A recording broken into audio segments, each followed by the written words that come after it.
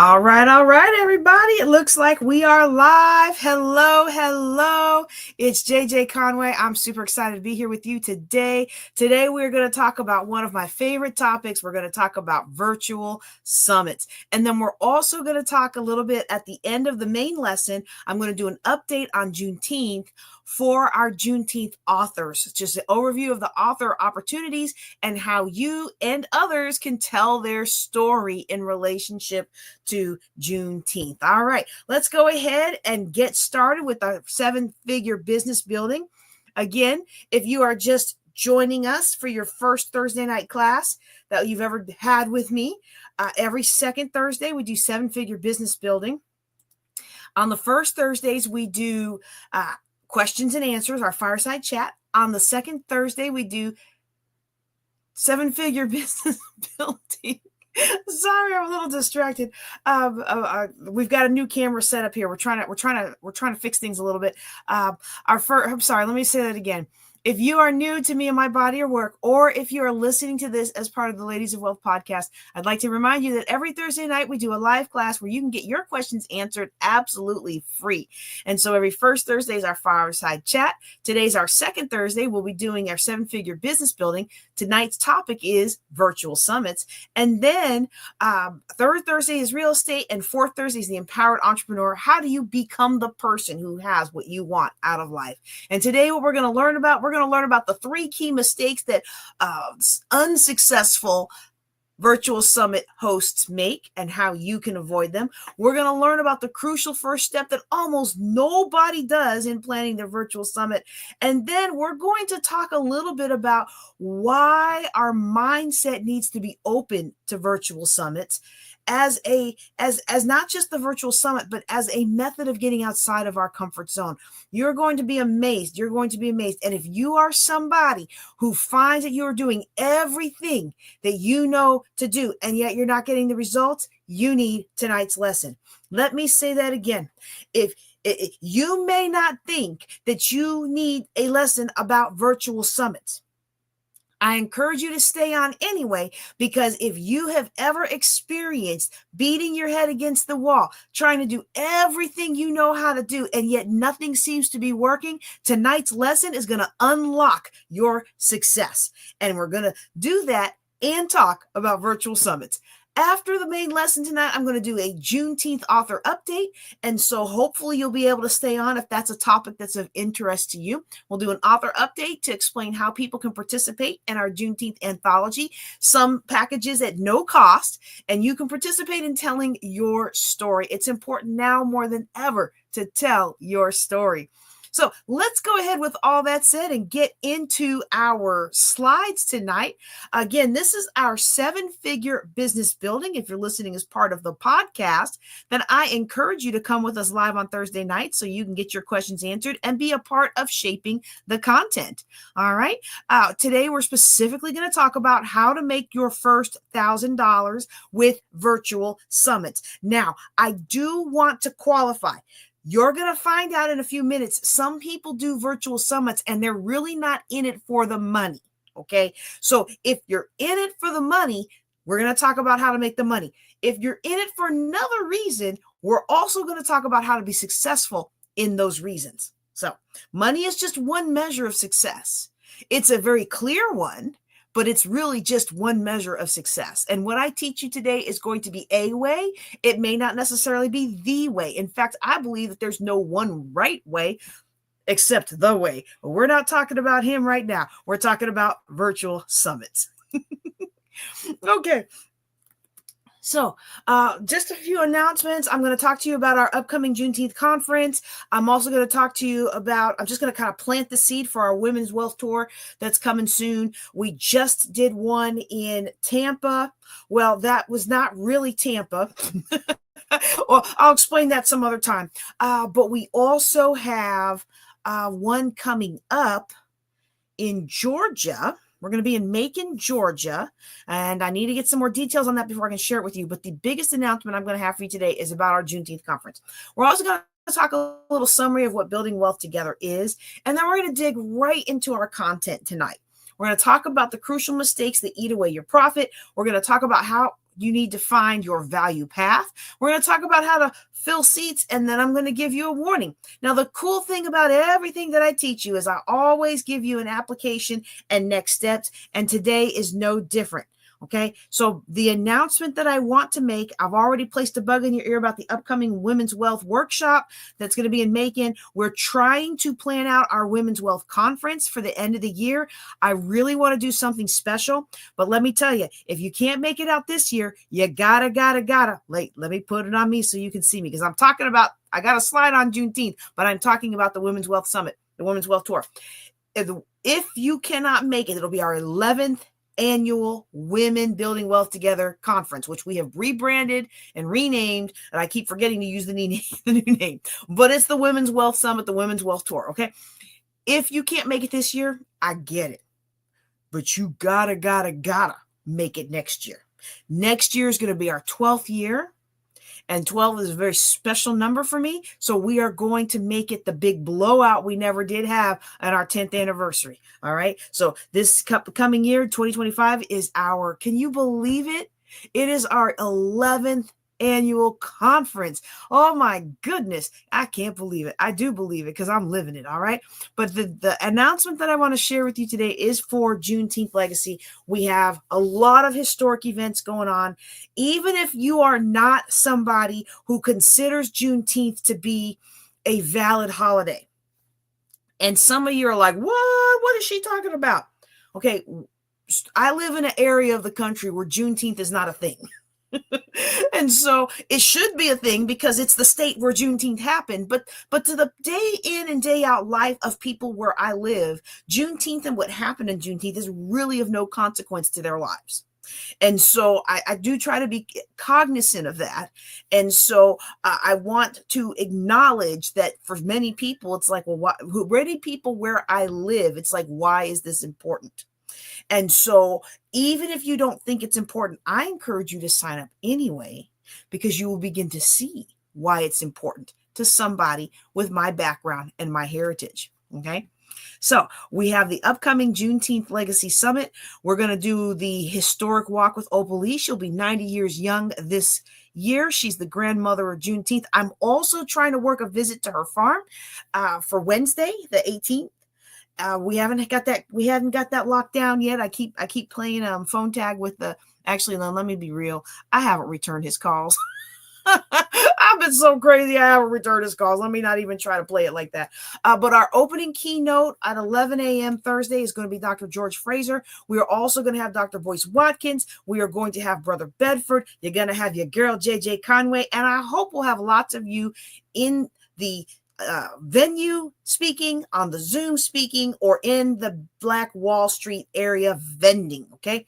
We're also going to attend a real life cattle run in Fort Worth, and we're going to attend the inaugural National Freedom Vibes Festival that is put on by the Juneteenth National Juneteenth Museum that will be opening soon. Okay. So that's my announcement that I really would like for you to support. Even if you're somebody who doesn't understand why it's important, perhaps coming to my conference will help you understand why it's so important to many people who live outside of this region. All right. Okay. So what we're going to be talking about tonight is virtual summits. And, I have neglected to do this the last couple of times that we've done Thursday nights. I just want to give people an overview of what our Building Wealth Together trainings are all about. This isn't about get rich quick. This is about getting rich right. There are a lot of different right ways to build wealth, but we're not taking shortcuts at the expense of relationships or doing right by people. Okay. We're going to conduct ourselves with education, ethics, and accountability. And so what we offer at Building Wealth Together training is we're offering the education, and we're helping you develop solutions. Okay, so we're not coming in with a hammer acting like everything's a nail and you just got to buy what we're selling. We're looking for solutions to your problems to help you make more money, spend less money, and invest the difference. All right. My two promises at every training: you're going to learn something you can implement tonight, and you will, if you so desire, get an opportunity to dig deeper. Now, this is not a sales trick. This is not a sales ploy, but the reality is, in just an hour of training, or however long this ends up being, I am really not going to be able to pack in everything that I would like to share with you. And so it's important to know that if this is something that's really interesting to you, if this content is speaking to your heart, I want to provide you someone who is ethical and who really cares about you and is really going to take good care of you as a student on their campus so that you can absolutely learn these concepts and go forth and do and be successful. That's what I want for you. My very first virtual summit was very successful. And I found out that many people selling courses on how to put together a successful summit were not successful. And one of the ways I found this out is because I spoke at one that flopped. And even though it flopped, I was invited to be part of the leadership team for the next one. Even though it flopped, they went out and sold a course on how to do your virtual summit. 100% of the success of that summit to accomplish the goals of those creators was simply in selling a course on how to do virtual summits. And I'm like, this is ridiculous. That's why I started teaching this course, because I'm like, you need to learn from somebody that's actually done the thing. All right. And I've done the thing. Okay. So let's go back to the slides. I'm going to give you that opportunity to dig a little deeper later. Okay. The first thing I want to share with you,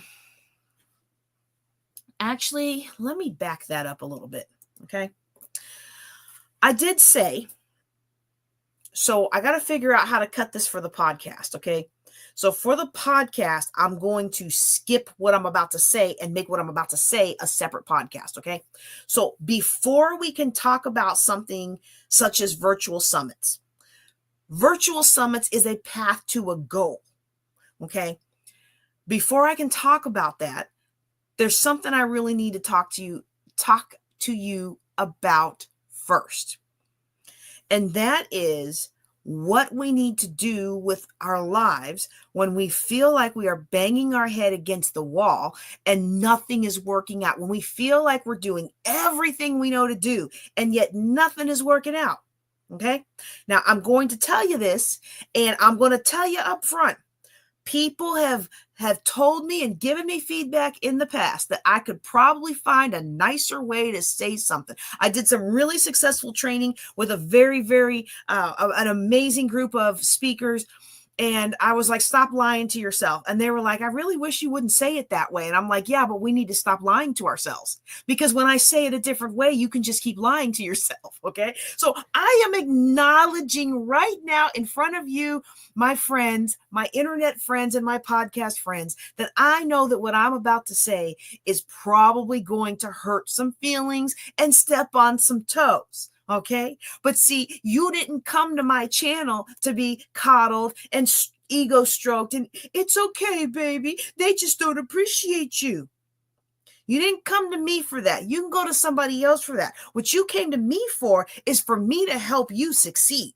And what you came to me for is for me to say, I've analyzed the situation and here are the things you need to do to fix it better. Now, there's always another way. There's always alternative ways. There's always additional ways to get things done. But if you do what I'm telling you to do, you're going to bust through your dry spell. You do the things that I'm teaching you to do tonight, you are going to see that the money starts to come in. You do the things that I'm teaching you to do tonight, you will find that people will start to answer the phone calls or return your messages. Because all of these things that go into building our business the way we want to, that it's actually not a result of this or this or this or this action. It's the sum total result of us doing energetically what we have to do. Okay, so when we are banging our head against the wall, we cannot figure out how to make something work. The very first thing I'm going to ask you to do, and again, I know I'm trying to smile. I'm going to try to say it with all the niceness I can muster up. The very first thing you got to do, yes, sir, yes, ma'am, you have got to verify that what you think you're doing, what you intend to do, what you set out to do is actually what you have done.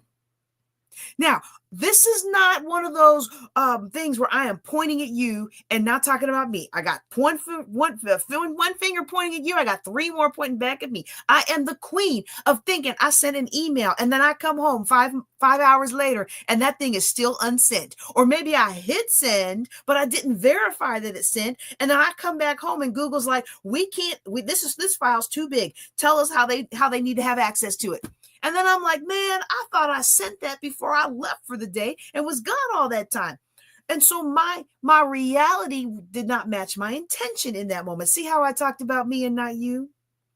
If you are beating your head against the wall and you can't seem to make work what you want to make work, it could be that you have a path that is littered with intentions, good intentions of I'm going to do this and good intentions of I'm going to do that. And you're just so confident that you did what you set out to do. And if we look through your emails, and if we look through your phone logs, and if we look through the results, and if you like me, I lost all my tabs on my computer because it reset. And when I went back to open it, it said I had 270 unopened. Let me rephrase that. It said I had 270 tabs. Did I want to restore the window with 270 tabs? And I was like, I kind of don't want to open up a window with that many tabs. That's probably why my computer keeps crashing. But each one of those tabs represents something that I told somebody I would take care of and something that I need to get done. And the next step for Juneteenth and the next step for the Women's Wealth Summit. And there's y'all, I got a new summit coming online. I can't wait to tell you about it. But it's not coming online till I finish my doctorate. So I've got 2 new summits coming out. One you've already seen if you've been on my YouTube channel. But neither one of them is coming out. But we found the venues for the first one for this one. And we found a venue for the first one of that one. And I'm just so excited. Oh my goodness, y'all. It's going to be so great. It's going to be so great. But you know what's not great? What's not great is all the time that I spent getting excited about all this new stuff that's going on without I haven't done with the old stuff that I'm supposed to be doing. Which is why I had 200 and something tabs on my browser. Okay. I am not teaching you anything that I don't struggle with at least once a year because I am just that person. And tell me if you've ever had this experience. Somebody drop it in the chat or send me a PM if you don't want to admit it. Okay.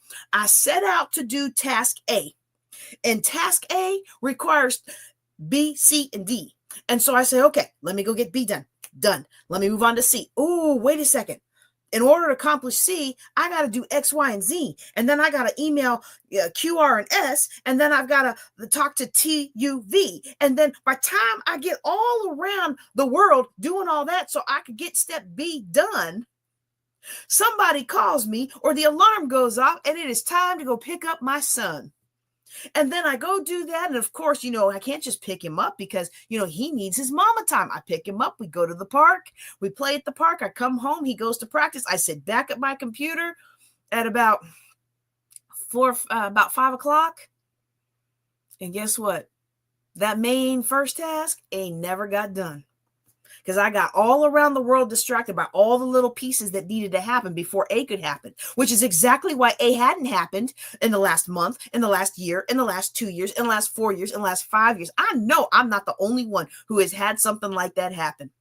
And the bottom line is we think we're doing it because in my mind, y'all, I don't know if it's because, look, this is my 50th year around the sun and I already got a letter from AARP and I was like, no, not yet. I was like, But maybe it's because I'm getting older. Maybe it's something with, I don't know, the frazzleness of being a mom. I don't know what it is, y'all. But something that used to be able to take me 2 seconds to just knock out, it takes like an hour now. And it's not just, oh, I got the email, send. I got the email. Let me check the calendar. Oh, I checked the calendar. Oh, I forgot I had to do that today. Let me,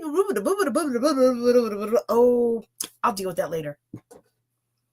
And when we do that, we leave all these open loops. And I've talked about these open loops before, but the bottom line is we think we did it in my mind. I walk away from that email thinking I did it. Why do I think I did it? Because for the last, 30, 40 years that I've been doing things. I mean, I started my first little store on the playground in 6th grade, so I've been an entrepreneur for a long, long time, right?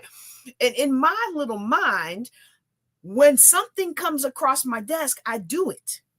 I decide not to do it. I schedule it. I give it to somebody else. Those are the 4 options that I execute. And we talked about that a couple weeks ago. Okay. If you weren't there for it, I encourage you to go back and find it before Facebook deletes it. Okay.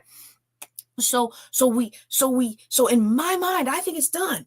And I've had a lot of clients, y'all. In your mind, you think it's done too.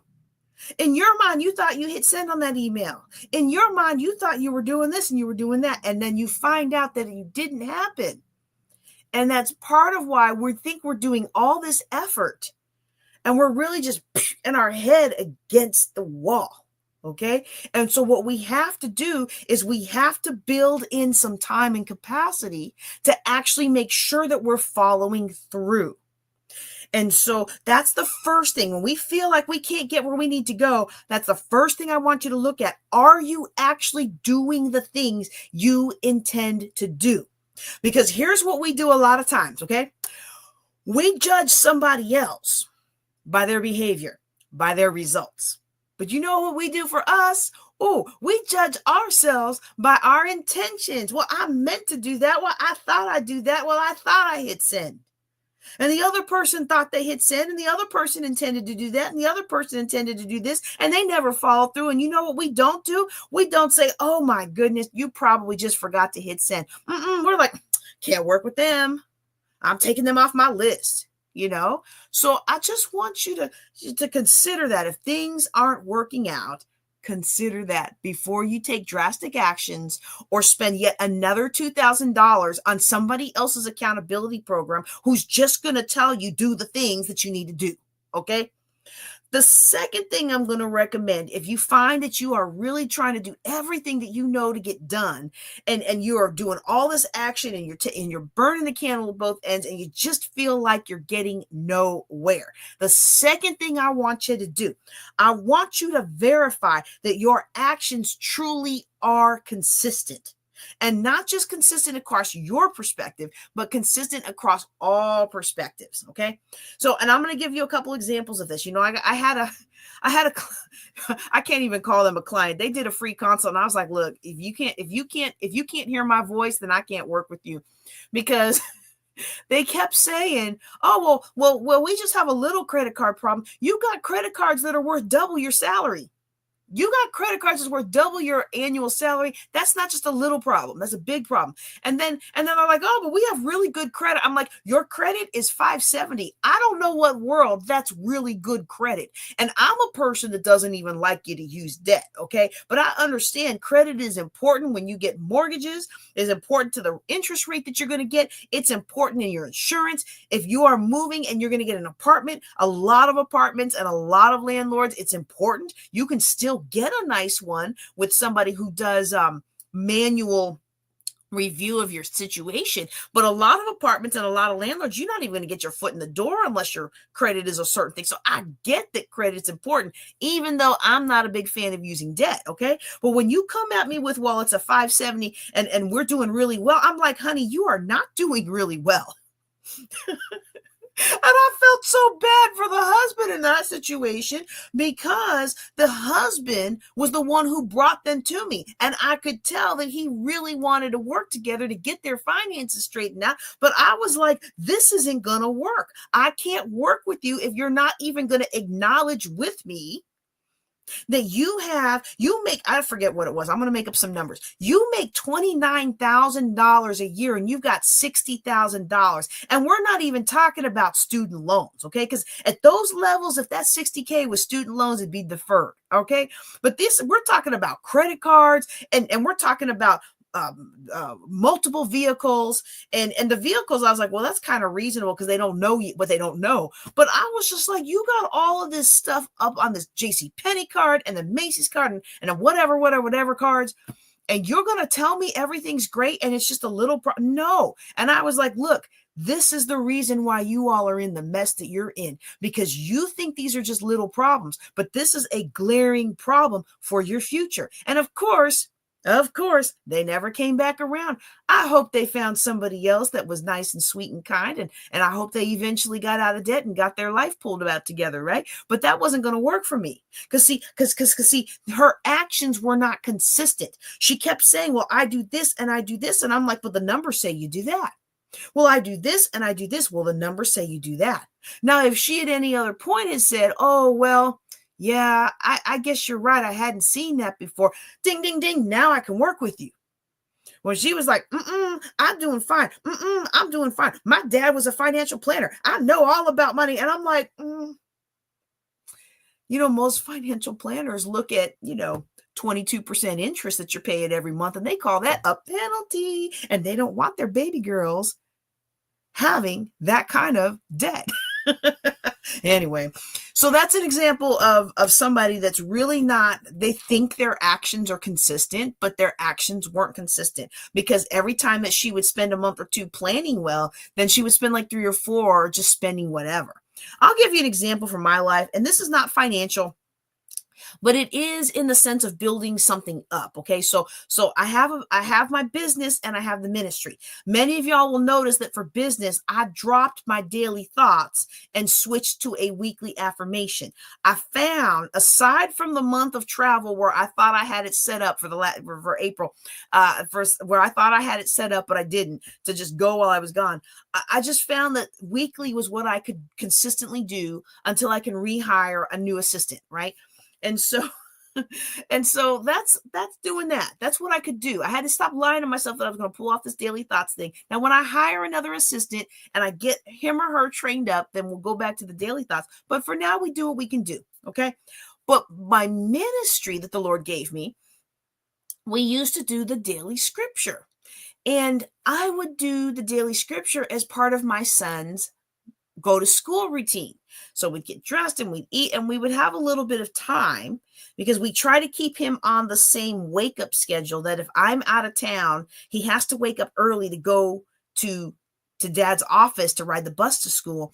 But we don't want that to be a rare occurrence. So we just always wake him up at that time. And then if he and I have time to play before school, then he and I have time to play. Okay. So we stay consistent with his schedule. Well, what we were doing is we were doing that daily scripture as part of the morning routine. And whenever he didn't have school, we weren't doing it. And whenever we were out for a break, we weren't doing it. And I think it was one time after summer break, it was either summer break or it was Christmas break. It was a really long break. And we started it back up and someone's like, oh, it's so good to have you back. And in my mind, I'm like, well, we never left. Why are they saying that? But then they were like, well, you haven't posted one in a couple of weeks. And in my mind, y'all, well, yeah, of course. I just posted one No, I posted one last school day. I hadn't posted one yesterday. I posted one last school day, last month, last year, if it was Christmas break, but I didn't publish one last week because we didn't have a morning routine. And so to me, my actions were consistent in one plane. My actions were consistent in the plane of morning routine. My actions were not consistent in the plane of outside third party looking at the ministry. And so a lot of times in our mind, we are consistent in the plane of our business that we see, but we are not being consistent in the plane of our business that others see.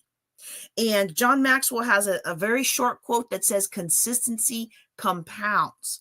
And the more reliably you do the business activities that you need to do, the more that energy and that effort compounds to bring you the results that you want to have. So when we feel like we're beating our heads against the wall and we just can't seem to make anything happen, and we're working so hard and nothing's working out, then I would encourage you to look into whether or not your actions really are consistent across all perspectives and all planes. All right. The third thing that I'm going to recommend we do in that kind of situation is to stop stressing about what we can't do and start focusing on doing the things that we can do. Okay. I found in my personal life, and this, your mileage may vary. I found in my personal life that it's way easier. Hold on. Now I know I took my clipboard out because I went to a Board of Adjustment meeting, and I think I left my other clipboard in my office. I need to just get one that stays here all the time for classwork. Okay. And of course, all my markers are at the other place too. So I just need duplicate. Look, moving into my own studio, I thought it was going to we're going to get all the stuff out of the house. And then I realized I really don't want to be downtown teaching at 9:00 at night. At 10:30 at night. Yes, Stephenville is very safe, but I still would rather be in my own house and my own home office. So, okay. We need to stop stressing about what we can't do and focus on doing what we can do. Okay.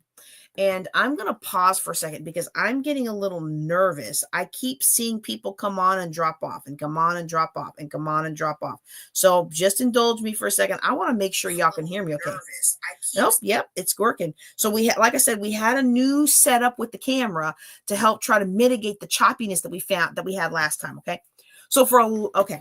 All right. So now we're going to go back to this point 3. We got to stop stressing about the things that we can't do. And we've got to focus on doing the things we can do. So for example, if this circle, some of you have seen this example before, but I find that it's still a really good example. If this circle represents the things we can do,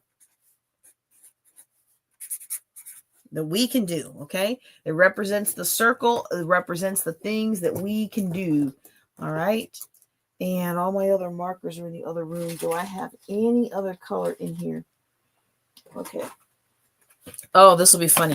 I've got a gold. Let's see how that comes out on this. Okay. Oh, the cap wasn't on all the way, so it's dried out.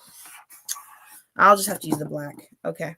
No, I hope it comes back. I hope with just a little. Anybody know how to refresh a Sharpie? Let me know. Okay.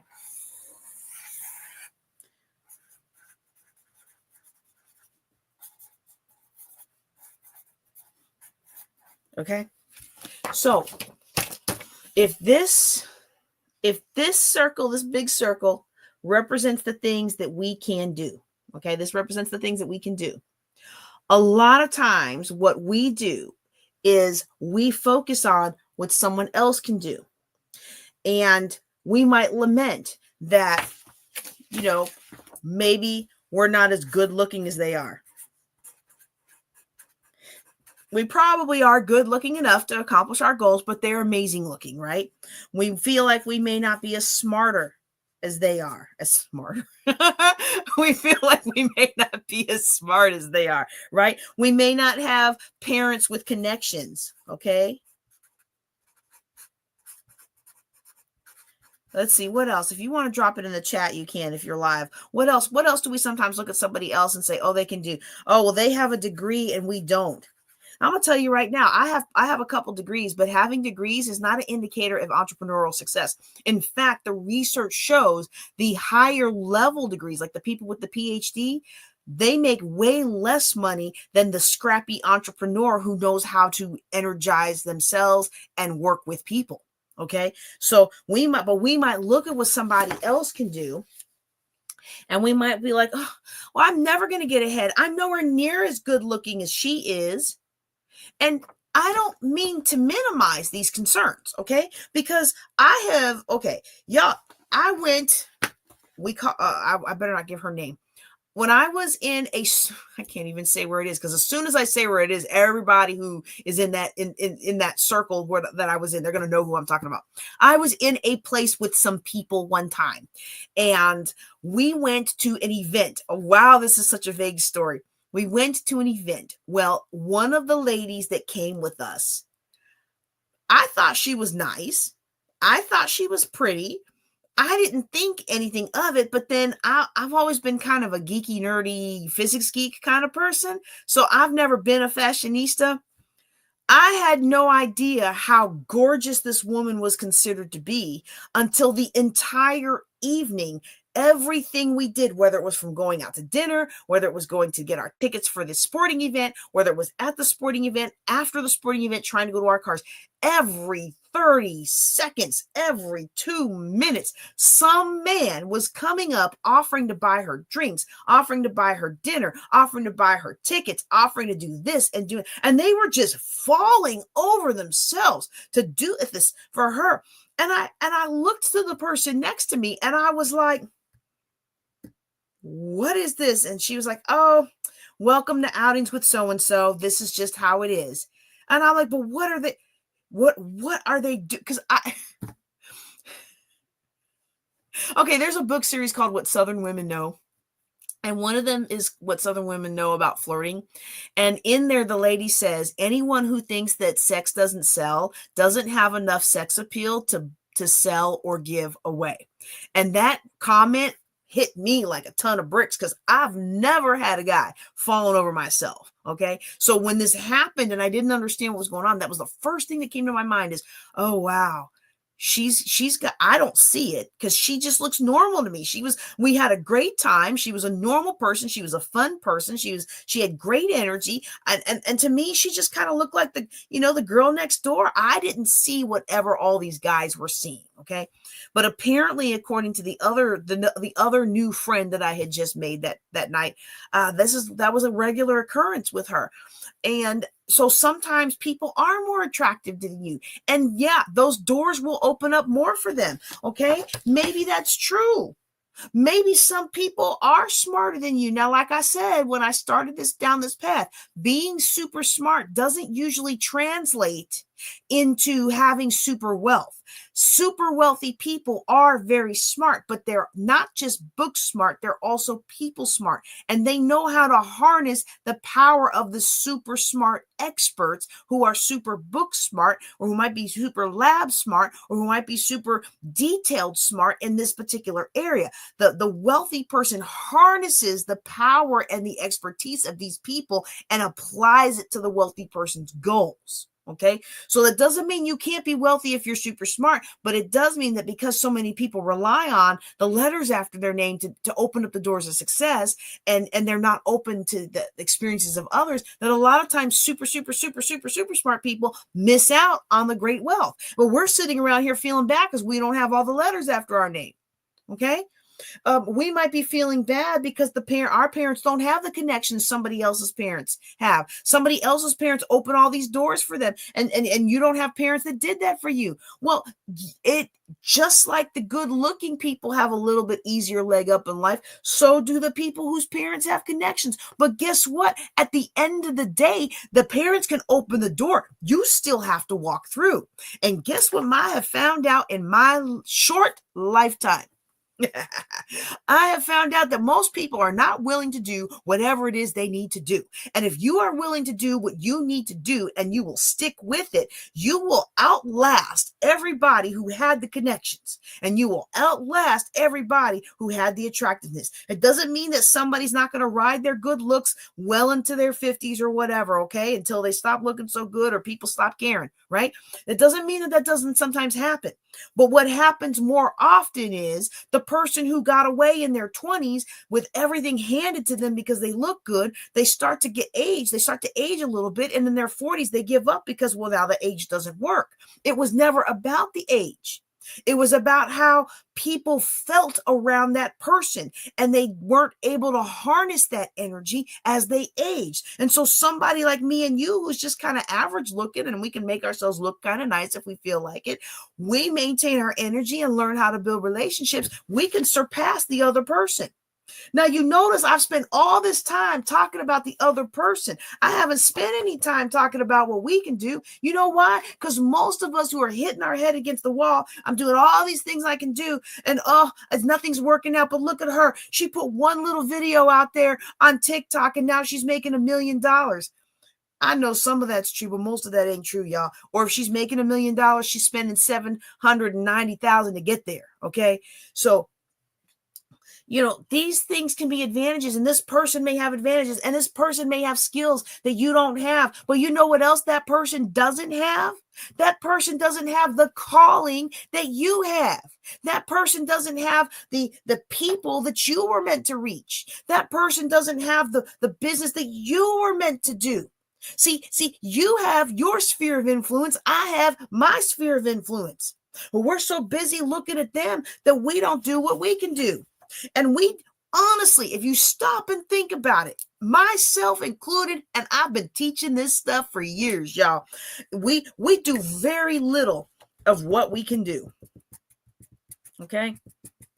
We do very little of what we can do. And we usually do all of the things that we feel are associated, or the things that are right in front of our face. But if the Lord reminds me, hey, you could do that, and I'm like,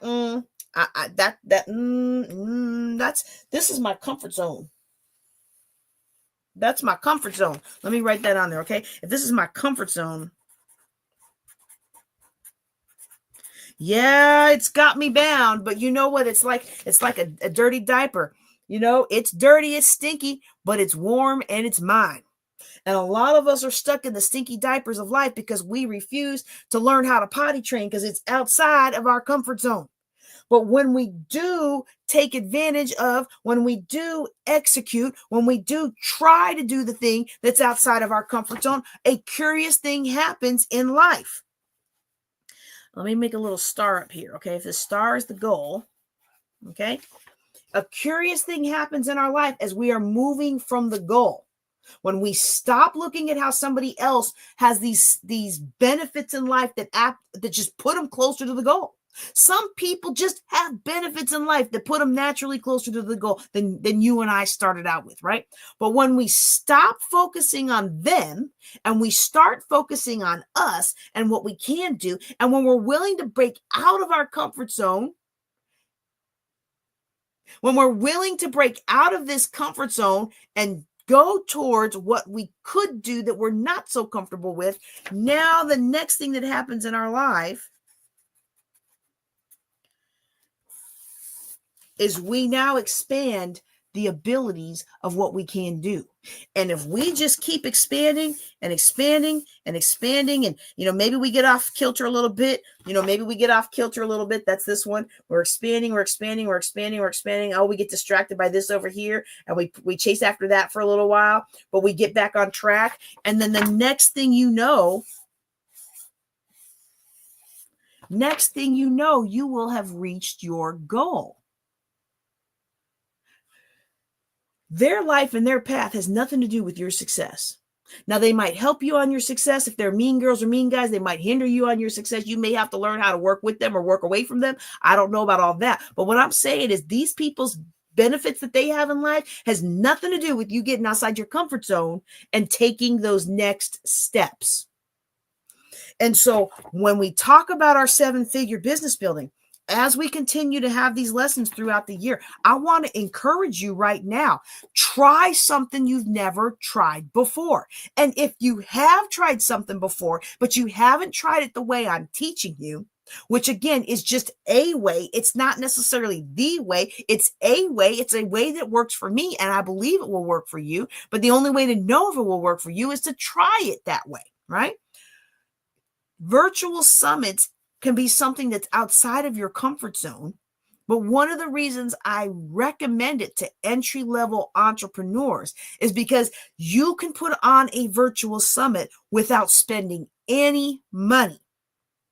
Even in 2025, you can create a virtual summit without spending any money, and you can test the concept and see if you can make money. Or if your goal isn't money, you can see if you can expand your influence. If your goal isn't influence, you can see if you can expand your credibility. Like, there's so many different things that you can do with a virtual summit, and that's what we're going to talk about tonight. Okay. And so if you're listening to me as part of the Ladies of Wealth podcast, I want to encourage you to be on Thursdays nights, or I want to, both. I'd like to encourage you to be with us live on Thursday nights, but I'd also encourage you to listen to the next podcast, because the next podcast is going to be how to actually make your first $1,000 with virtual summits. Okay. And so what we're going to start with on that series, we're going to start with the crucial first step. See, a lot of times when I hear someone come to me with an idea, they start with all this big stuff. Oh, we're going to do this. And we're going to make all this money. And we're going to do blah, blah, blah, blah, blah, blah, blah. But they don't start with the very first step.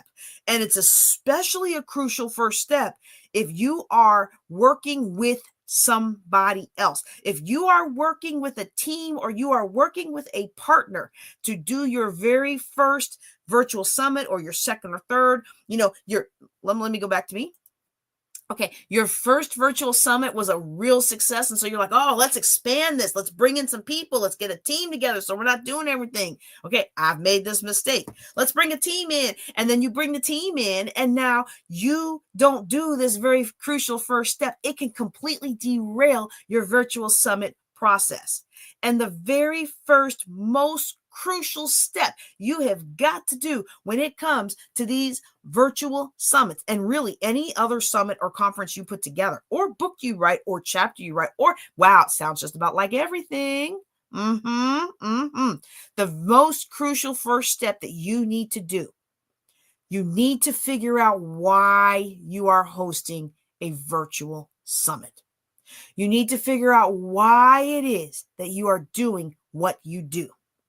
Because sometimes we don't realize that the why necessarily informs the how.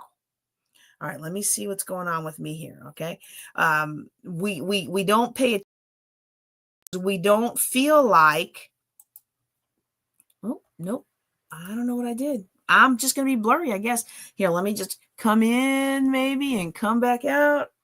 You put your right hand in. Okay, there we go.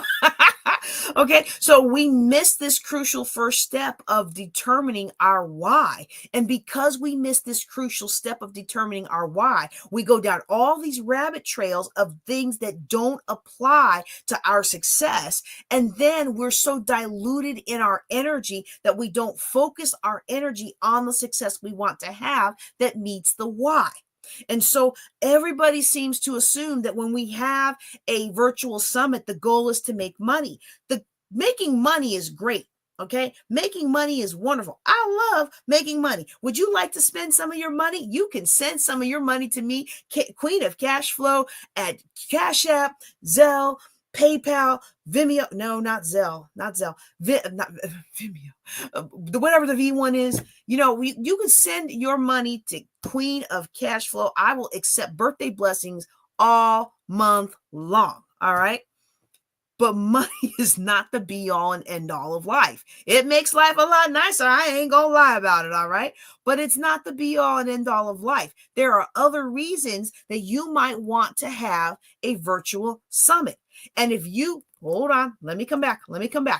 If you are hosting a summit with multiple people, and the last time I was brought in to consult with somebody who wanted to host a virtual summit with a committee, every single person on that committee had a different goal of how that virtual summit was going to help them with their goals. And they had never sat down and mashed all the goals together and created a goal that they could live with. And what really broke my heart is the person who brought me in had a very successful first summit, brought in a team to kind of expand the work, which is smart. But then because they weren't organized and they weren't in unity, they began to tear things apart, and people began to not do their part, and people began to strike out on their own, and it just became a big mess. And so one of the things that I had tried to do with them early on is get them to come together for unity. What is it that this group wants? Because you have what you want, you have what she wants, you have what he wants. But as a group, what do we want? And we were able to walk through that. And I had high hopes for it, because it really was a phenomenal event. It was high quality people working in this event. And I mean, just amazing businesses. Like, I really wanted it to succeed. We came up with shared goals, but guess what didn't happen?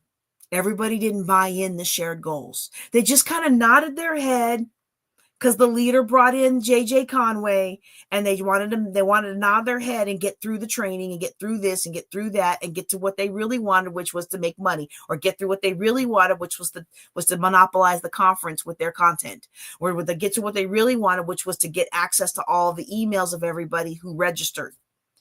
And so, are those bad goals? Okay, monopolizing the event, monopolizing an event that's not your own event, that's not, I can't get with that.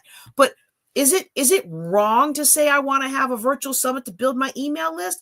Of course you want a virtual summit to build your email list. Like, that's one of the biggest blessings from doing a virtual summit. Was that wrong? It's not wrong.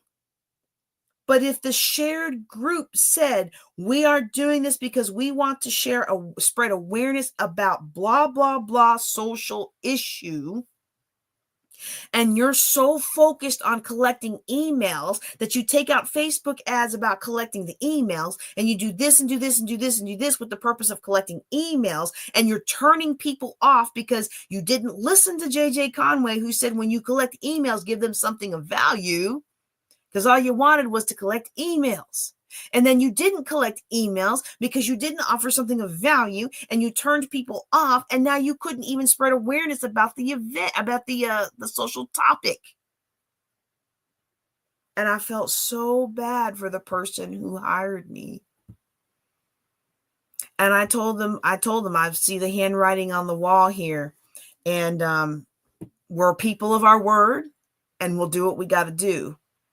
But next year, I recommend you keep doing them by yourself until you can get a team of loyal followers, people who are going to be with you because they've been blessed by your work and they want to help your program go over. I have people that help my programs go over, and I have helped other people's programs go over.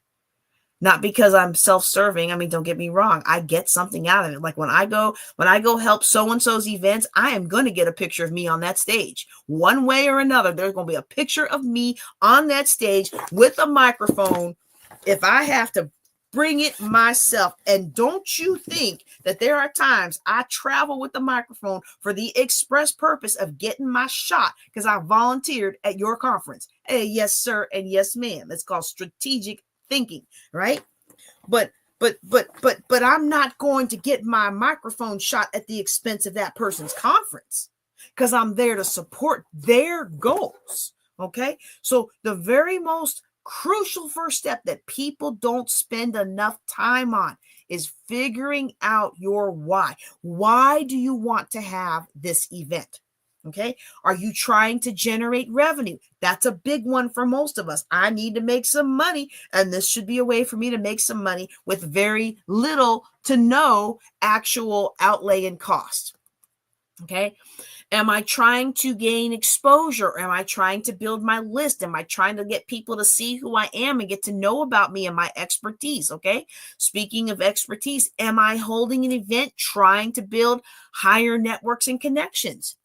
You know, there are events that I have hosted, virtual or in person or hybrid, that I knew I was going to lose money on that event. But I also knew I was going to gain connection to somebody who was going to help me succeed. Somebody with high earnings, somebody high powered, somebody with high connections to open up doors for me. And it was worth it to me to lose the money on the conference to gain the relationship with someone who I admired.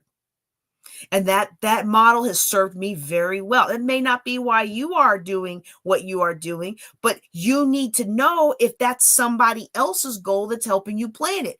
Because if your goal is to make money and their goal is to make connections, they may make decisions that are going to sacrifice the amount of profit you can make because they want to impress the connections.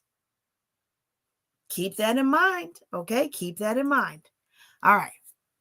Another reason that's popular in, there's another reason that's popular in establishing, I'm sorry, y'all. Another reason that is popular in hosting a virtual summit is to establish credibility. Okay.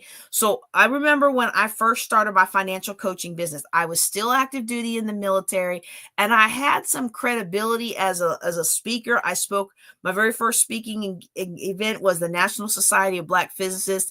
And it was the first time I had spoken, other than church, it was the first time I had spoken to a group that wasn't like my day job in the military. And so I was like, oh, this is great. So I started speaking in that kind of a capacity, and I loved doing it. But when it came to finances, I really didn't feel like I had a whole lot of credibility. And I didn't know that about myself, to be honest with you. I didn't know that that's why I was sabotaging my business until I hired a business coach.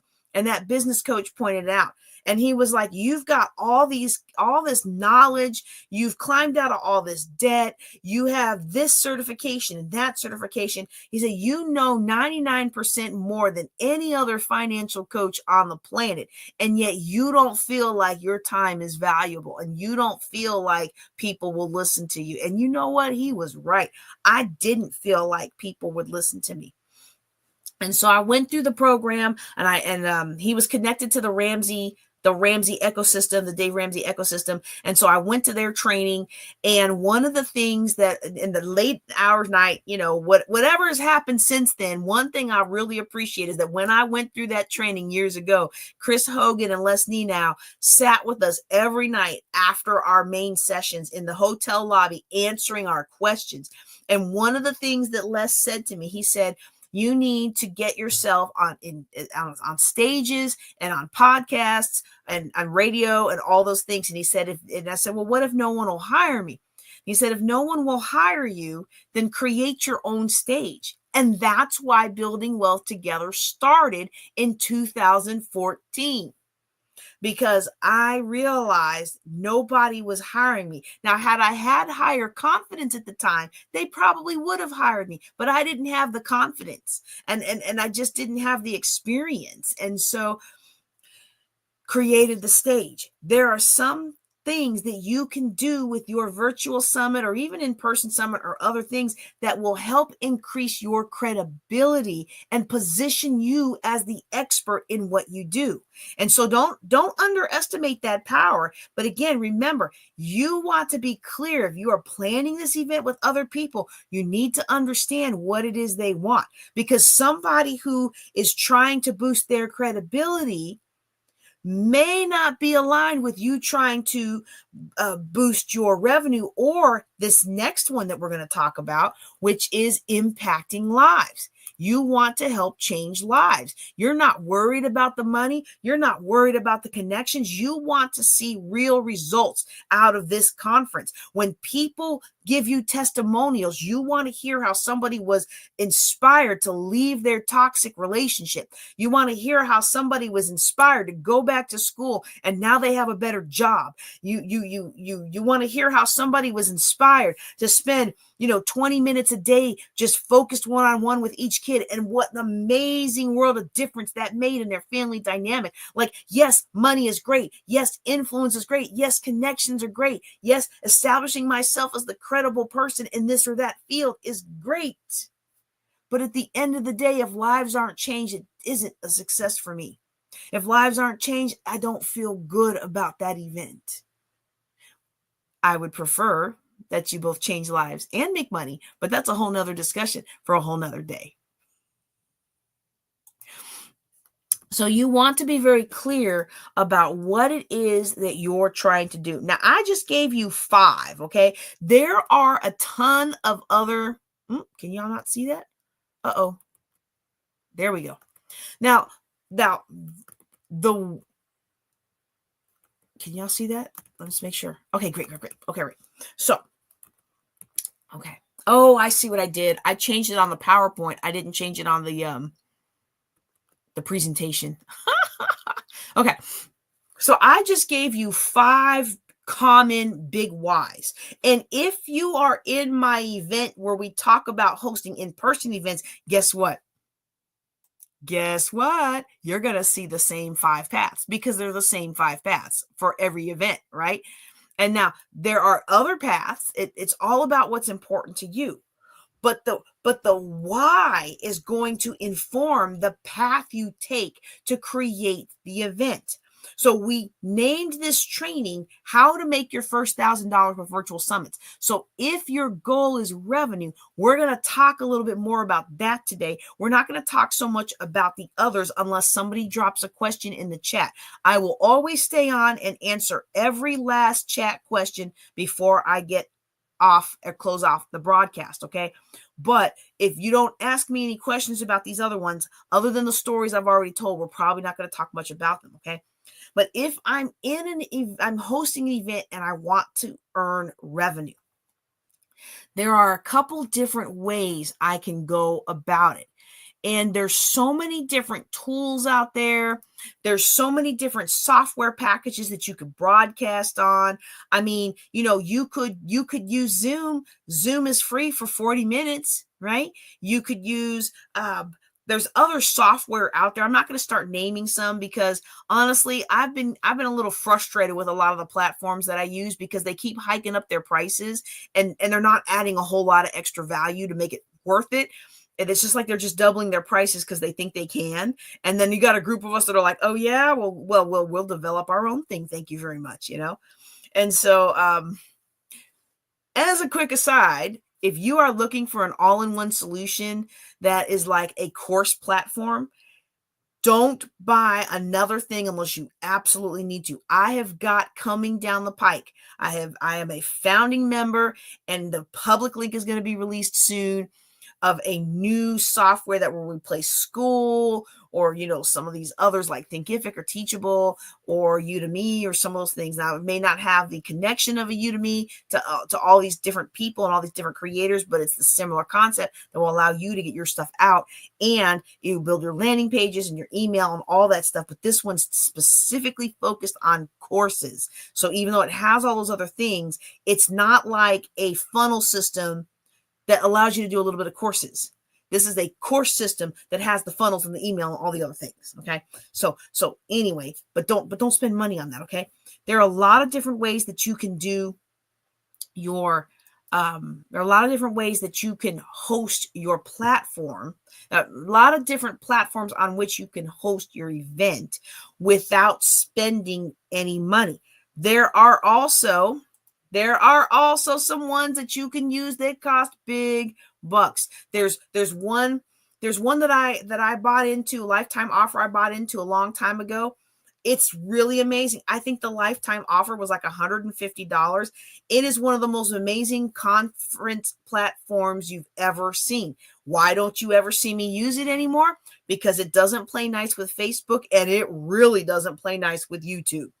And most of my online events, they get broadcast to YouTube. I'm going to need you to play nice with YouTube, So every so often I try them back out to see if they've upgraded and elevated, but they're focused on people all over the world. And so, my little slice of rural Texas, I guess they don't care that it doesn't work on YouTube, but I'm not about to have any strikes on my YouTube channel. I make too much money off my YouTube channel. All right. So, you can go big with some of these other, there are like Hoova was popular for a while, but it was so expensive. There's another one called Hopin that we use in John Maxwell team. Really neat one.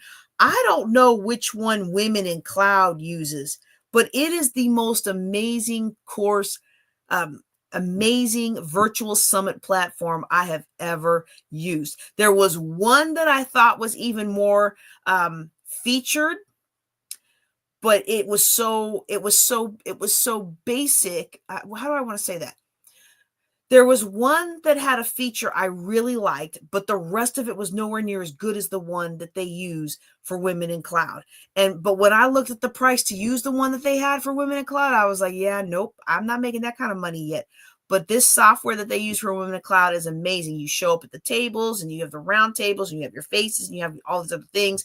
And this other one that somebody built, some intern built at one of the national labs, I don't even know if they still have it because I haven't been able to find it in the last 2 or 3 years. But it was like you moved your avatar around the conference floor. And as you got close to a booth, this is so cool, y'all.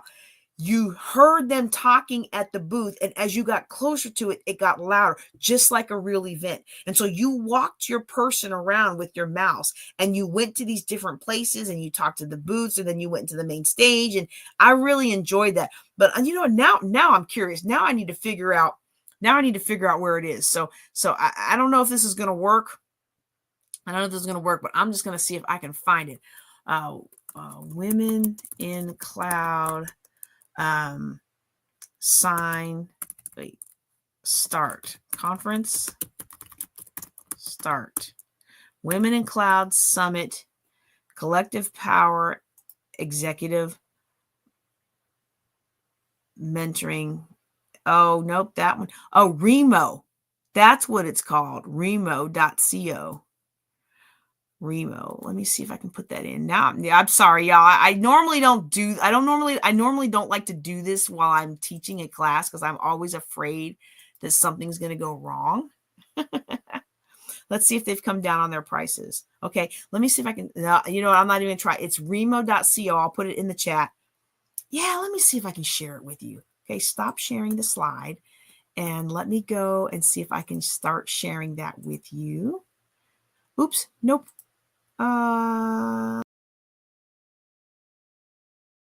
Don't take me out of my own broadcast. Share screen.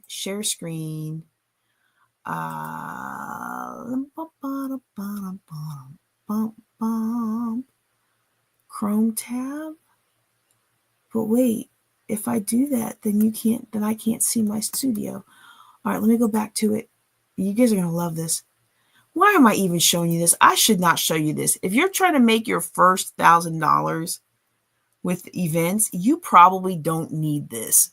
But now that I'm on it, it's one of those, I almost feel compulsive about sharing this with you because I've already mentioned it. Okay. All right. So you should be able to see this now. It's called Remo. It is one of the best I've ever used as far as a virtual event. This is what Women in Cloud uses for their event.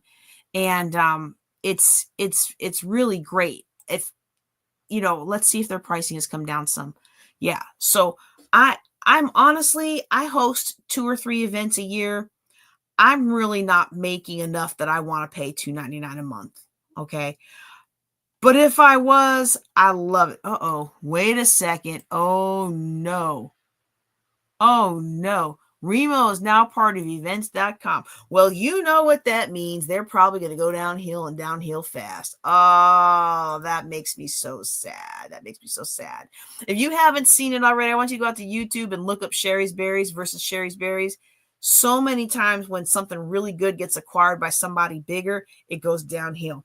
But anyway, you don't need to pay $2.99 a month. Because I'm going to tell you right now, if you want to pay $2.99 a month to host your virtual event, you can pay me $150 a month and I'll let you host it on my super amazing Zoom that I get through one of my professional organizations. I mean, I still pay I pay a good amount for it, but I don't pay $1,200 a year for it, which is what it's worth, and I can do eight-hour conferences and we can do all kinds of things. You can always find a way to do something in your budget. And if your budget is free, well, maybe you just do what you can for free. Okay. Because if you're trying to generate revenue and somebody comes and talks in your ear, go big or go home. If you don't bet on you, nobody else will. True statements. But guess what? If you don't have $2.99 a month, don't sign up. And don't sign up for that 14-day trial thinking you're going to cancel it on day 13. Because you and I both know you're going to forget to cancel. And you're going to get that first hit, $2.99. Oh, you're going to cancel real fast after you get that $2.99. But the damage is already done. And instead of making money, you've lost money. Okay. I have been the queen of losing money on stuff that I thought was going to help take my business to the next level. But that's why we have a spend plan. And that's why we set aside money to do those kinds of things. So I have the money set aside to lose. And now these days, I don't have as much money set aside to lose because I am trying to finalize this dissertation. And so if you're listening to me, because in my last one, I said something and all these people have been filling my inbox. I'm going to let you know right now, don't try to sell me no more tools, because until I finish my doctorate, I'm not buying any more tools. All right. I'm not buying any more tools until I finish this dissertation. Okay. So let me go back to the slides, but I was sharing that with you because I wanted you to see the realm of the possible. Okay. That's a wonderful program. It's very highly professional. Absolutely one of the best I've ever used from both a user standpoint and as a speaker who participated. But if you don't have it, you don't have it. If your goal is to generate revenue, then you got to generate the revenue, not lose the revenue. And that's a big mistake that a lot of people make. Okay. A lot of people make that mistake. So if you're going to do a revenue, you're going to search after a revenue model, you have to determine why you're doing this. Why are you doing this? You're going to do revenue. Okay. Yes, you're going to do revenue, but why are you doing this? What are you going to give people that's going to make them want to give you their revenue? What are you going to speak to my heart that's going to make me come out of my pocket and give you my money in this tough economic time? There are a lot of different things that people need right now, and if you can hit that need, you will be able to have a win-win situation where they are blessing you financially and you are blessing them with your content. Okay? And so we want to do that. Now, I don't know why I don't have a slide on this. I've got one on filling seats, but I don't seem to have one on finding speakers. So I need to add that next time, because we do this training about once a year and in our workshop. So you know what I'm going to do real quick? I'm actually going to go into my slides and do a placeholder.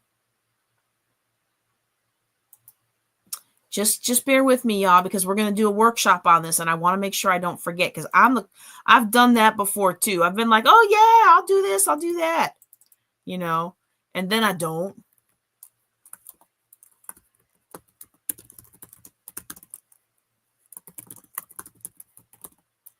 Okay.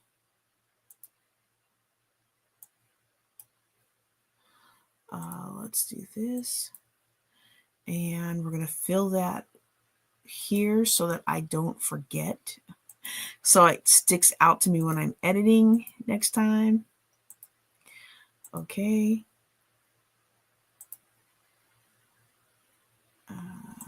Okay. And then we're going to do here is going to be, yeah. If there's something else that you want to know about, because my next two slides, we're going to talk about filling seats. I'm going to give you a warning, and I'm going to give you some next steps. So if there's something else about virtual summits that you feel like, hey, JJ, you didn't mention this, please, please, please let me know so I can actually talk about it. But what I'm going to talk about next is I'm going to talk about finding speakers, because that's like important. Okay, finding speakers. Okay, let's go ahead and save that. Oops. What did I just do? No. Come back to me. Okay. Come back to me. Okay. Let's go here. Let's duplicate that slide. Let's try it again. Okay. Duplicate placeholder for what software? Placeholder for speakers. Because I talked about the software, and I realized I'm sure I had a slide in here about the software, but I didn't. And so I want to be able to show you all the realm. There's so many different things out there. I want to be able to show you more than just talk about the free version of Zoom, which you do have to be sure about that 40 minutes. Like if you're going to do Zoom and you're going to hop around 40 minutes here, 40 minutes there, make it a part of the plan. Build it in and make sure everybody has the links they need, because otherwise Zoom will cut you right off and your attendees will scatter. Okay. So we're going to talk about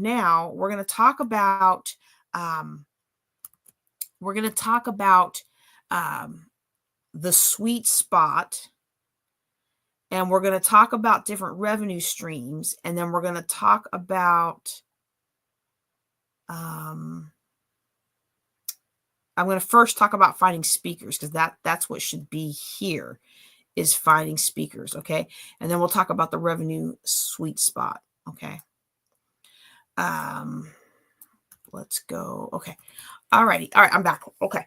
So finding speakers, there are a lot of different ways that you can find speakers. If I would have thought about it, I would have dropped my affiliate link for Speaker Match in the chat. I would love to do that. I don't know if I can pull it off while I'm talking to you because I certainly don't want to lose my connection. But I also know that my time is winding down, and pretty soon I'm going to need to have gotten off this computer. So let me see if I can find that while we talk. Okay. There are a couple places that you can find speakers. One of the most common ways to find speakers is going to be just putting something out there, or searching for people who speak and then clicking on their Facebook pages and inviting them. I gotta be honest with you. I don't really respond a lot to that. Oh, you're kidding me. I haven't been on here for that long. Oh my goodness, why is my battery going already? I had told myself the battery lasts about 2 hours. If I'm still here in 2 hours, my husband's going to be mad at me because we are going to New Orleans tomorrow. And now it's telling me that my battery is dying. So I'm probably going to go need to get my battery because I still need to do the Juneteenth update. I am so sorry. But just in case I get cut off, let me tell you, finding speakers, you can put something out there. You can go reach out to people who you know speak. There are Facebook groups, and also on Reddit, there are groups where you can do find a guest, be a guest. Please do not pay for those, okay? Once you make some money and you want to pay, you can pay. But my experience has been, other than some of the podcast match style websites that you pay for now that used to be free, I wouldn't waste your time paying for something if you haven't done it before and you haven't made any money. Now, what I would recommend is take the money you make from the first one and use it to upgrade the tools and your access to speakers for the next one. But if you have made a little bit of money, you can use those groups, and you can also use something called Speaker Match. So if you all will just give me a quick second to go grab my plug, because I really thought my computer was going to last 2 hours, and that's how much time I had allotted to teach this class. I'm going to let you nug on what this possibly means. This is the sweet spot of revenue. If you already know what that graphic represents, then I want you to drop it in the chat, okay? Because this is going to be very important for you to understand when it comes to having different when it comes to earning revenue. All right, but I'm going to go grab that thing. I'll be right back. Oh, I'm so embarrassed. Ah.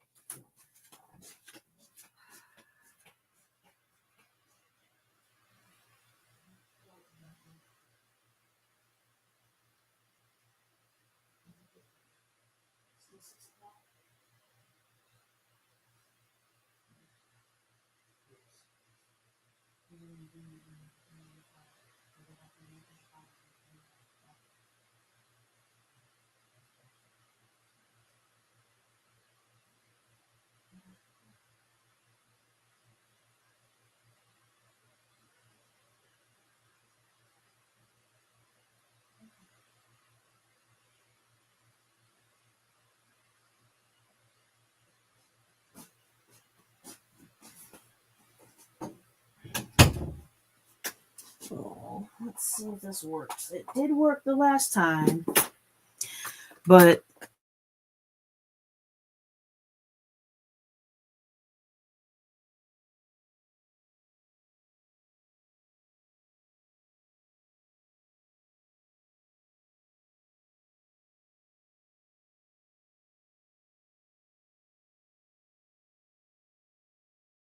in StreamYard, I like it when you in your power while you're midstream. I don't know why that is. It's saying low internet. Let me make sure I didn't jostle the cable when I did that. Okay. All right. Let's see.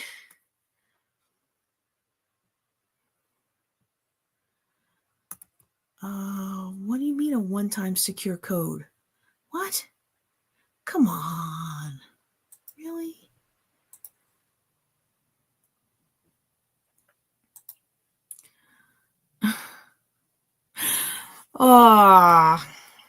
Okay. Well, that's what I get. That's what I get for not planning. And you know, I felt like the Spirit was telling me to plug it in. And I thought, no, because last time I taught a 3-hour class and my son was so mad at me for not doing what I was supposed to do. Oh, dear. So, okay. Let me go ahead and grab this while we're at it. Okay, so let me, oops, come back. All right. So let me just finish the thought about speakers. So I did talk about the podcast groups. You can find podcast groups everywhere, but I would recommend not podcast groups. You can find speaker groups, but I would also look in the podcast groups, okay? Because if you're doing a virtual summit, most podcast speakers are willing to speak in your virtual summit as well. They're just looking for exposure. They're looking for growing their audience or other things. And the groups that I use are free. Now, I am about to explore some of the podcast links, the podcast match websites that I used to use to find really good guests, but then a lot of them have switched to a paid model, and I haven't done that yet. But now that we've gotten the podcast back up and running like it's supposed to be, that I'm going to look into those again. And then, of course, I'm going to do a review on it so you'll know whether or not you should spend your money. But for now, I know that I have had great success using the free using the free Facebook groups or Reddit group or other groups like that. Now, if you want to spend money and you want to get the best possible, it's the wrong link. This is the speaker link. Okay. Let me redo this. If you are a speaker. Okay. So I just dropped the link in the chat. Okay.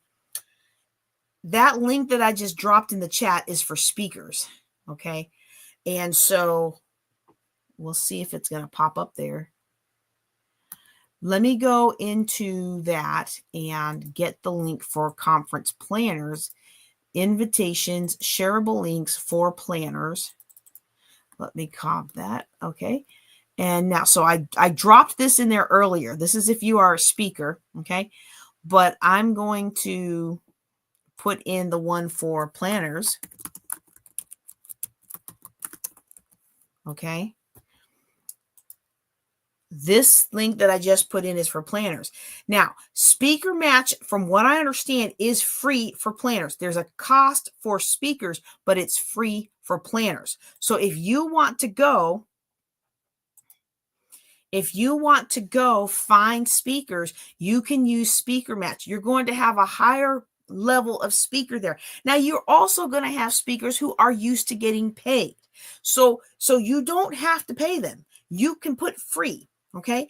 But just be mindful that even if you put free, a lot of those speakers are actually going to ask you to pay them, and you don't have to. Okay, if you're putting in free, you don't have to pay them. If you don't have the money, you don't have the money. But when it comes time to getting a higher quality speaker, you're going to look for one that can carry a larger audience, or maybe they have a greater following or anything like that.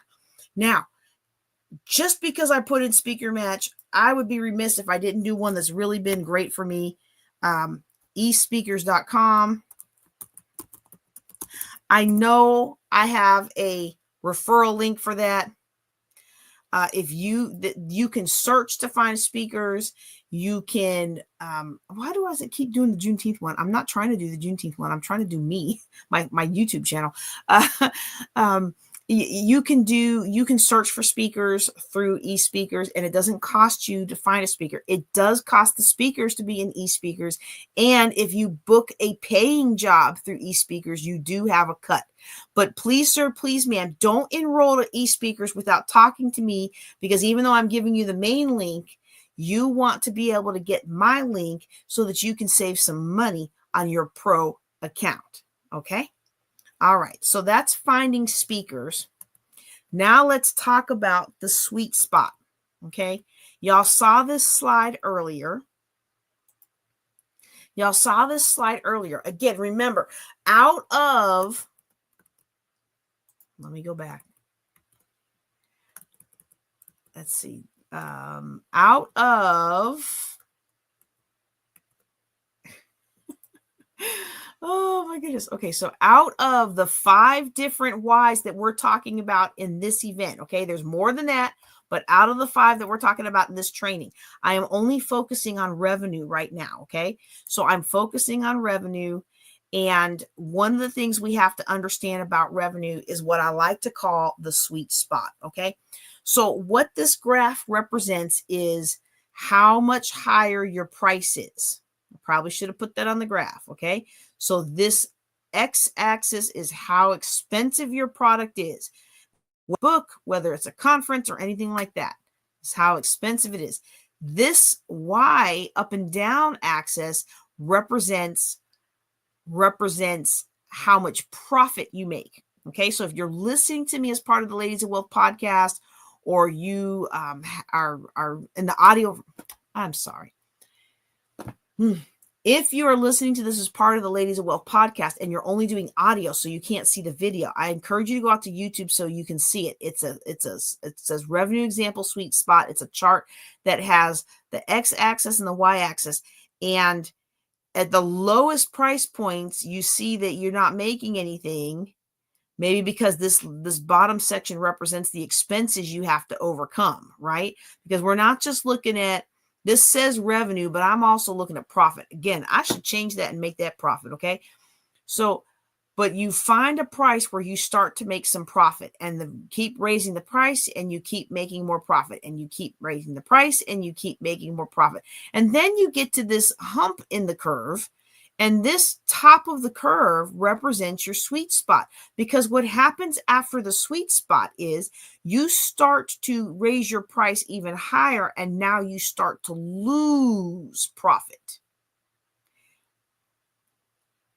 The reason that this is important for you is because there is a point at which you have saturated the price for the people that you are looking to have pay you.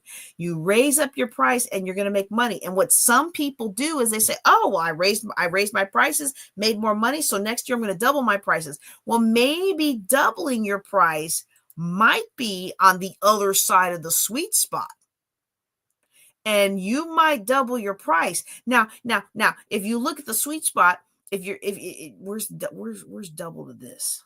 Double to this is down here. Okay.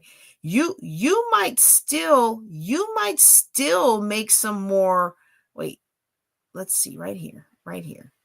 That halfway point, I'm just using visual, so I'm not doing an exact match. That's about the halfway point to that. So that's here. Okay.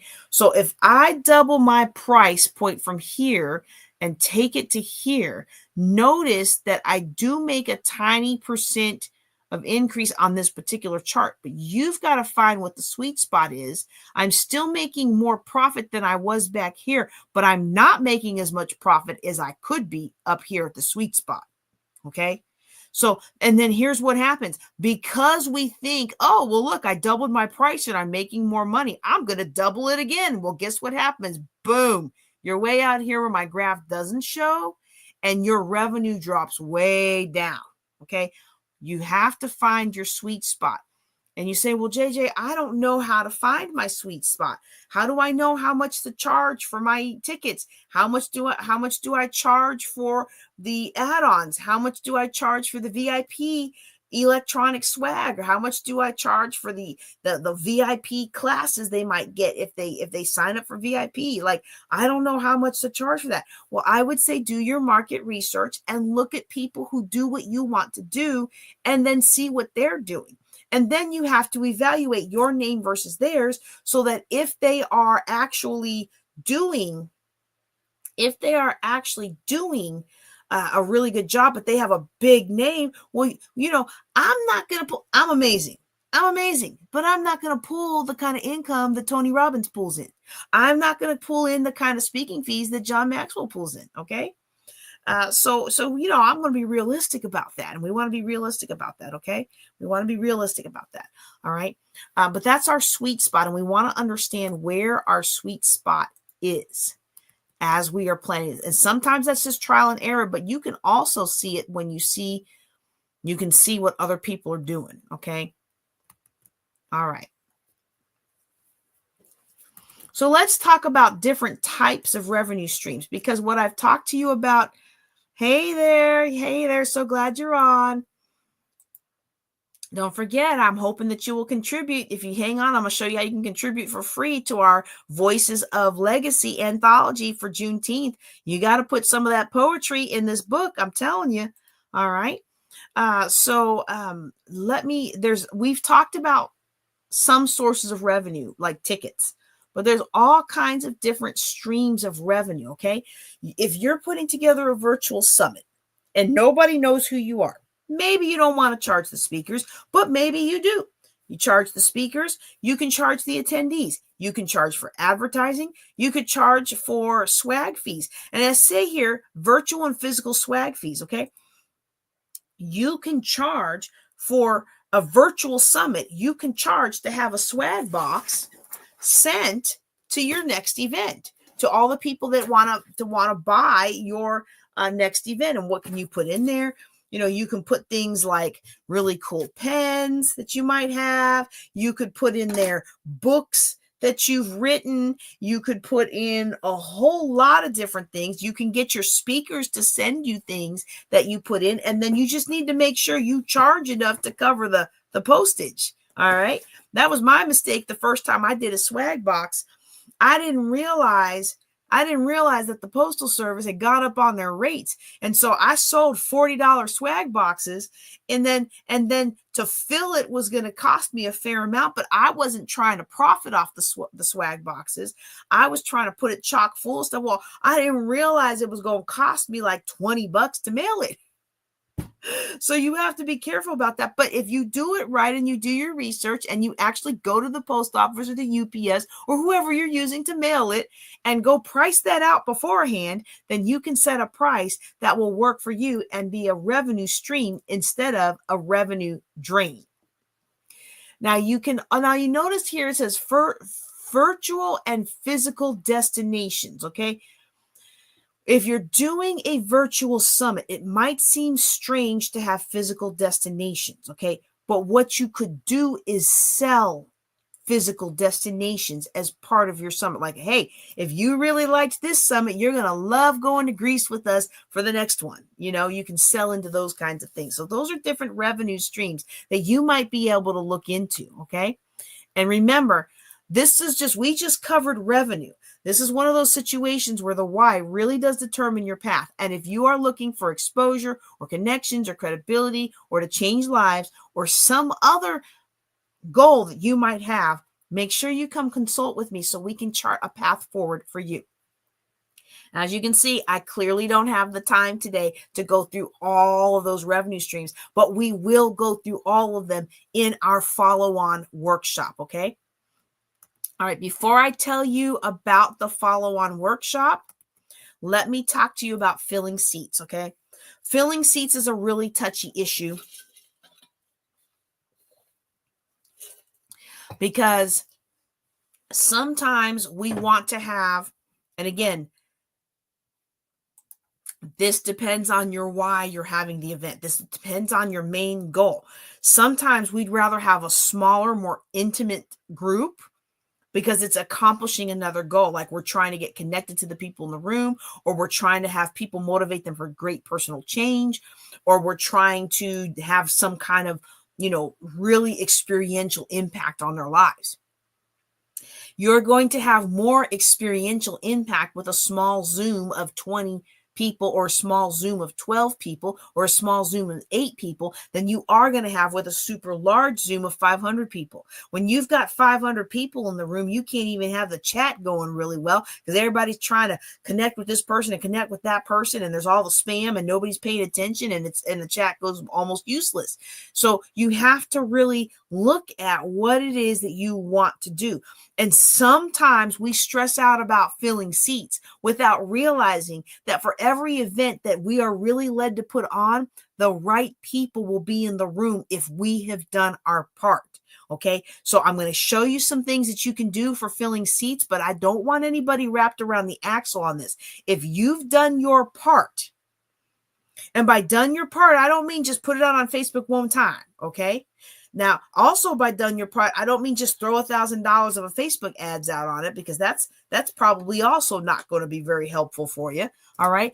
But done some of these things I'm going to talk about on the next slide, you should be able to get the people you need. And if you don't get the people that you need in the room that you need, then you might be marketing to the wrong audience, or it might not be for them. I've had events, I think it was like our 7th Building Wealth Together conference, our Women Building Wealth Together conference, whatever the last one we had in Shreveport. I had all these great speakers. I had all these great vendors, but you know what I didn't have? I didn't have a whole lot of attendees. And I was starting to stress a little bit, but I remembered the right people are always in the room. And so I told the vendors, hey, come on in. You can come into the conference. And I'm telling you, those vendors got more out of that conference than the paid attendees did. It was the right time and the right place and the right situation for people who still come back and tell me how blessed they were, how much that conference helped them grow their business to where it is today. So if you've done your part, don't stress about the butts and seats. Okay. I'll give you another example of a conference that people are still talking about today. I had our 2nd annual Building Wealth Together conference. So this one was, I believe it was in July of 2016 or 2015. Our 2nd one, we had a phenomenal speaker. You've seen his character played in movies like Jerry Maguire. Okay. He had a long layover in the DC area and agreed to speak at my conference at no cost. Not only did he agree to speak at my conference at no cost, but he brought a box of books and gave them away at no cost. This man's name is David Meltzer.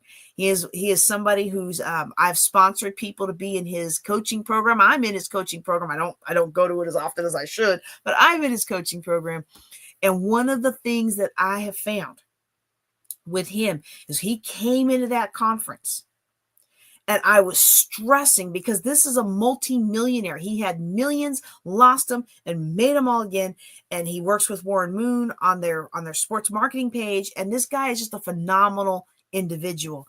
And for me to have him come to my conference and have not sold the tickets, I was stressing to the hilt, because I had the event.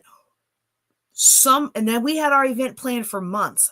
Somebody else in a group that I was familiar with, they decided to have their own event, and they threw it together at the last minute, and it siphoned off a lot of our attendees because the weather was bad that day. And this is like the middle of summer, but there was like a hailstorm and all this other weirdness, and people didn't come.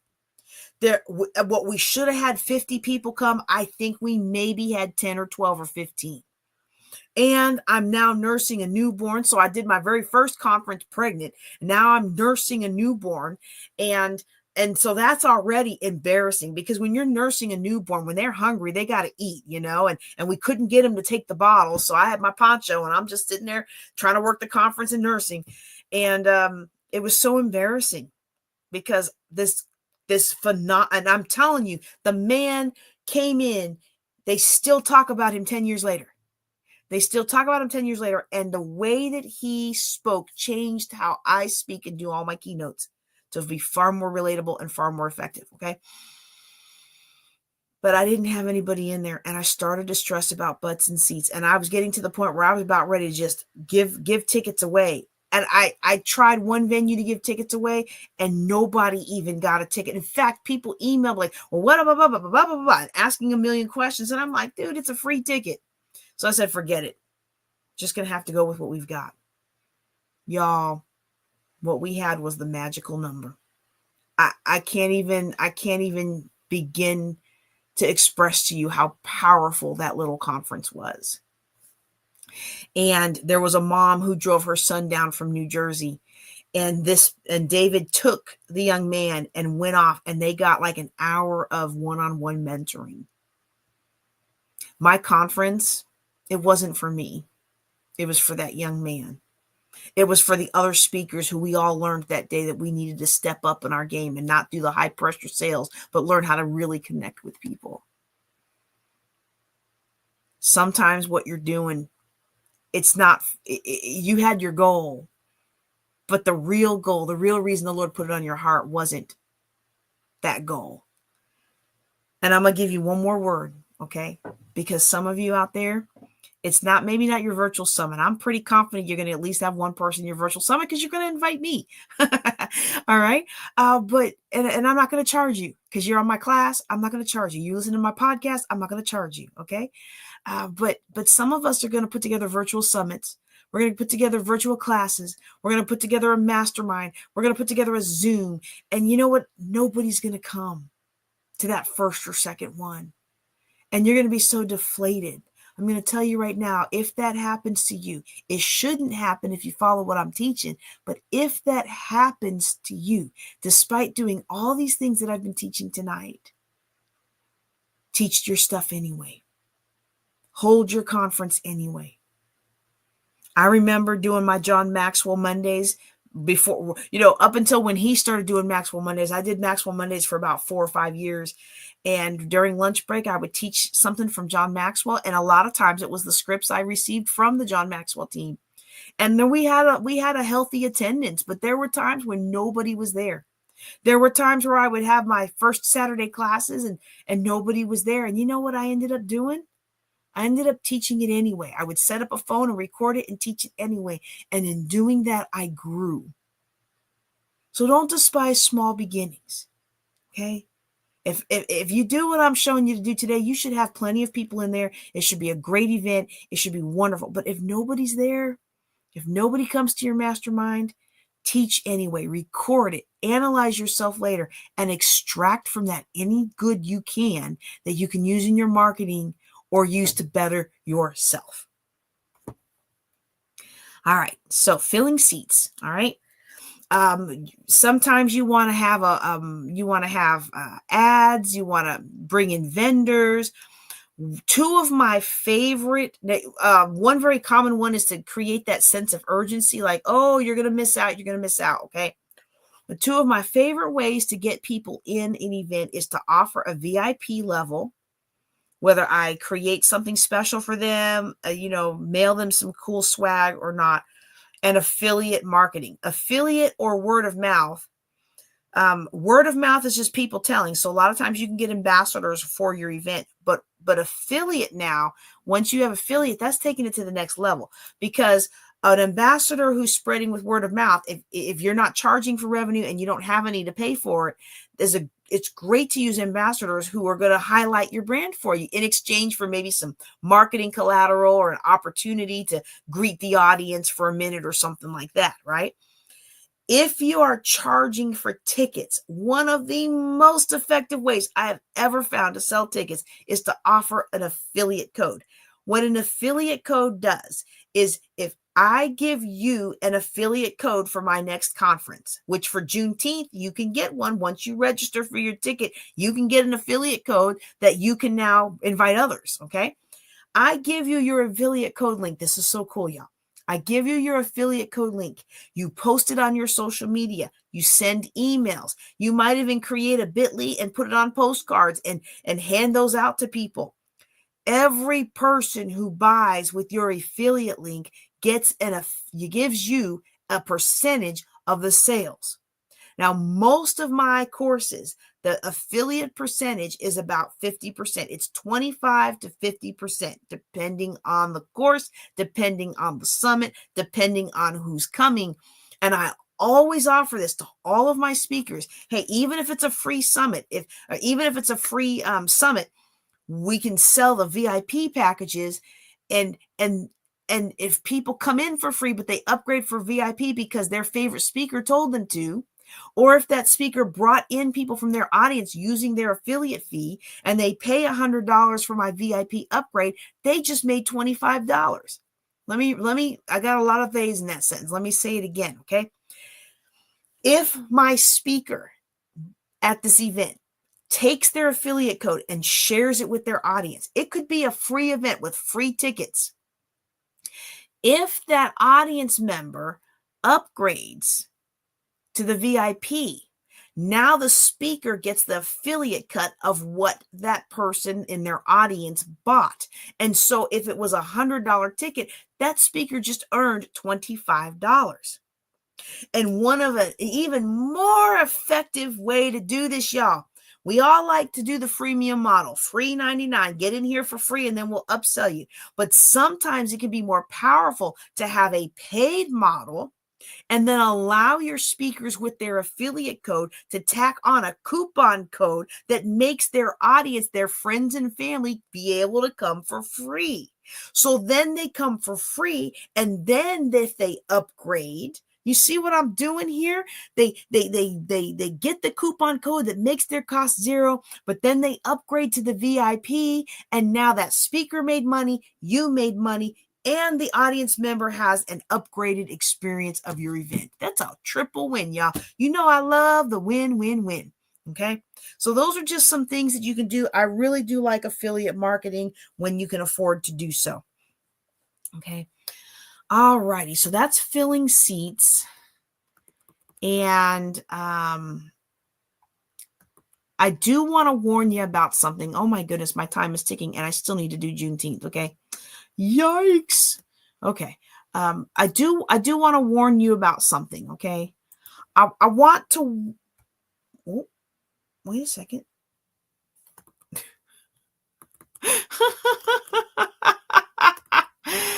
Oh dear. Come on, screen. I know it. Okay. I do want to warn you about something that really ends up tripping people up who start their virtual summits. I've already warned you about don't spend a whole lot of money on products and services that aren't going to help you. Okay. So that's a big warning. Once you decide you want to do this virtual summit, it's like your intention went out into the ether and all the vultures and the buzzards are going to come in trying to pick away at your profit and more importantly, distract you from doing what needs to be done to push the program over. I've lived that. I sometimes still do. I'm a work in progress, just like you, right? And so I understand that that's easy to have it happen, but you have to watch out for it because yes, this program, lifetime access, you'll be able to, put calls for speakers out and you're going to be able to do this and do this and do that. And then you find out, oh, I just spent $700 on this thing. But in order for the speakers to use it, they got to create an account on this guy's platform. Well, I could have just done a call for speakers with a Google form. Maybe Google is not your jam. Maybe you like Jot form and you're like, well, I'm going to upgrade and it's only $30 a month and it's only $30 a month. If you don't believe if you don't bet on yourself, nobody else will. Go big or go home. Next thing you know, you've spent all this money that even if you do make a little bit of profit, that you haven't got anything to show for it because as soon as you made the money, it's gone. Okay. So that's warning number one. You want to watch out for that. The other thing that you want to watch out for is you want to watch out for wolves in sheep's clothing that say they're going to help you. Now, I already alluded to this earlier. I was participant in a virtual summit that flopped. I didn't know it flopped until they invited me to be on the planning for next year because I had done a really good job. People really liked my talk. And while I got on the planning for the next year, turned out it flopped. They lost a lot of money on it. But you know what they decided to do to try to recoup some of their costs? They decided to create a whole training session on how to host a virtual event. And I'm like, ain't nobody going to buy that. Y'all, they charge like $250 a pop for it. And it sold like wildfire. And so all these people bought this course. I don't know of anybody that actually created one based off of it, but all these people bought this course about how to do virtual summits from somebody who failed at doing virtual summits. And I'm not going to be uncharitable today. I'm a professional speaker. There's a lot of professional speakers out there. We all have our different things that we do to help make money and increase revenue streams in our businesses. But I find that a lot of people who flop will teach you how to do it and never actually get down to the nitty-gritty of telling you how they flopped.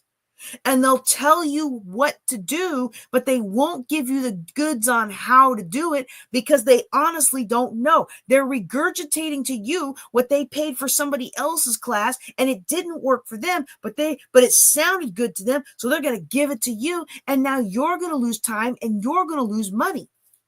Don't lose time and lose money. Stay focused on the goal. If your goal is to make money, don't spend what you haven't made.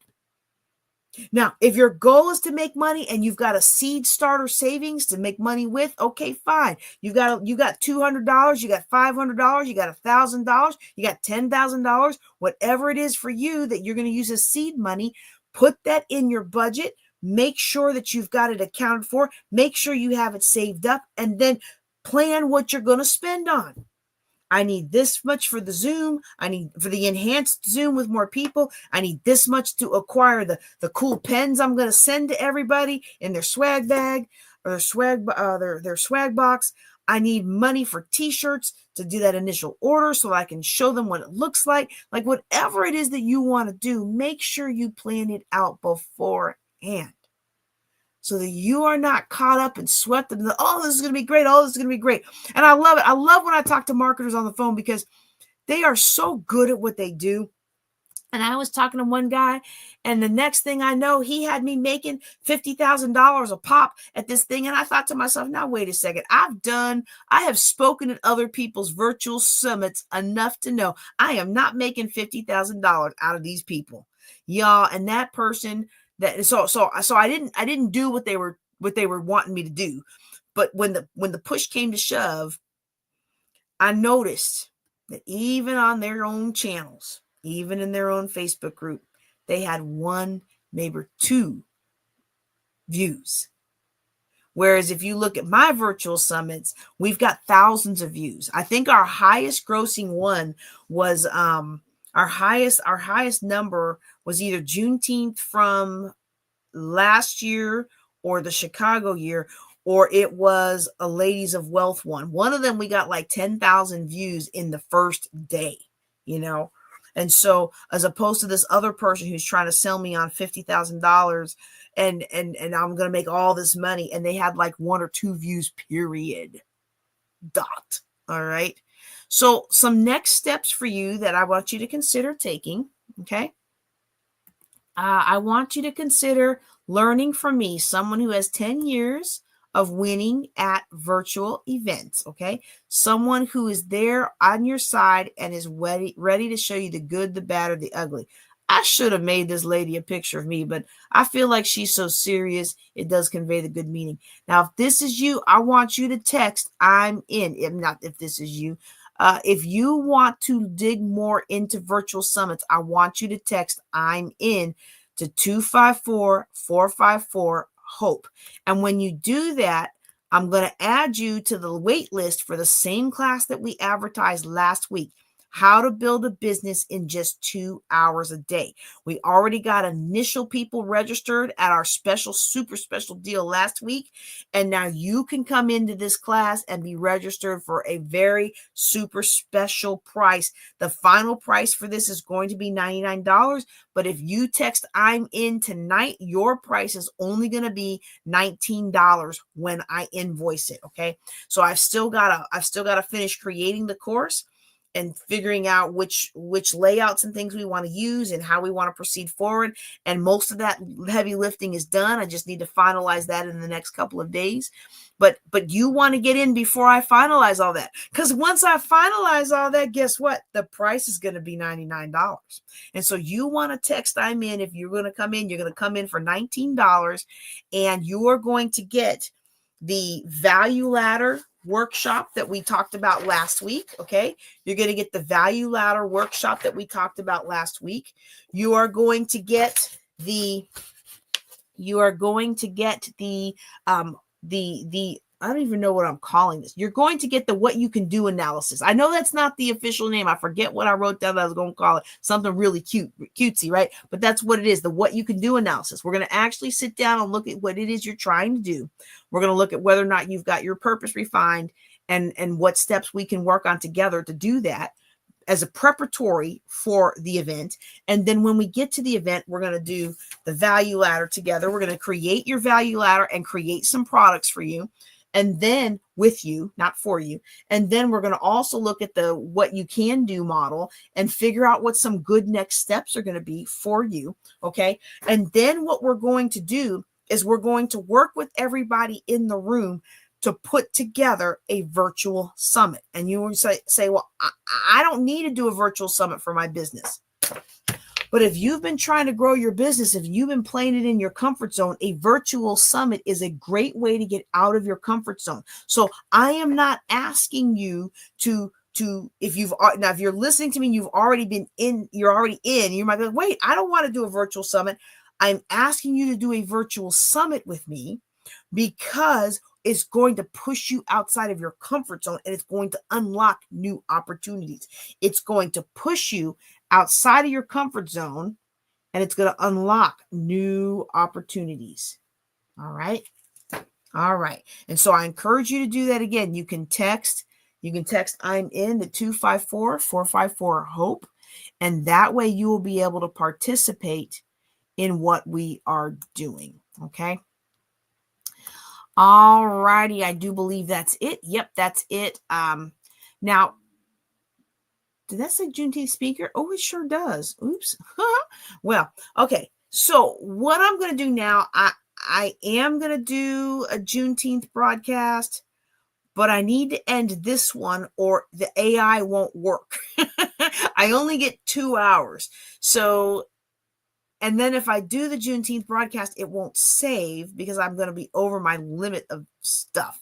So I'm going to go ahead and sign off real quick. And then if you are looking for the Juneteenth information, just give me a few minutes to reset and to download and move some things around, and then we'll be able to do that. Okay. It's going to take a few minutes because I'm going to have to download that 3-hour training we did last week and actually get that out of StreamYard so I can save everything else. Or I might just upgrade, but I'm telling you, the way that they've been hiking up their prices every year, it's like doubling. I'm like, I don't know if I'm going to do that, but I'm going to go look into it because sometimes that's the easier solution, right? Yeah, no, I'm probably not going to do that. I'm still mad at them for doubling my prices. All right. Anyway, y'all pray for me. I got to get over that and not be salty about it. But anyway, I'm going to go ahead and sign off.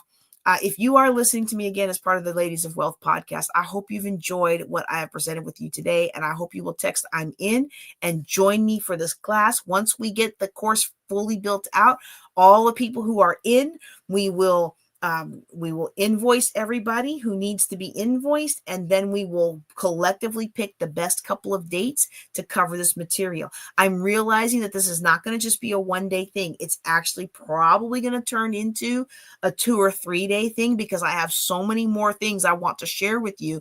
Next week will be real estate, but the week after that, we're going to be our empowered entrepreneur. And that's also going into this course package. And so it's going to be really phenomenal. It's going to be unlike anything else I've ever put together. And you are going to grow. You are going to double your income. You're going to double your influence. It's going to be amazing. And I can't wait to see you do it. And I'm excited to be a part of your journey as you do.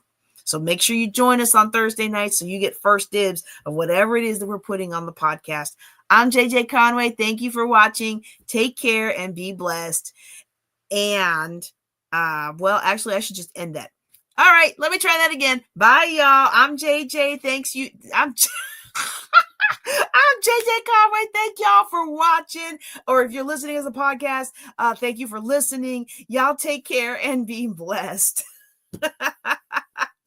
Okay, and if you are waiting for me to do Juneteenth, I'm going to stop this broadcast and start the next one. Give me about 5 minutes and come back to this channel. Go get a potty break, get yourself something to drink, and come back to the channel, and we'll get started as soon as I can. All right.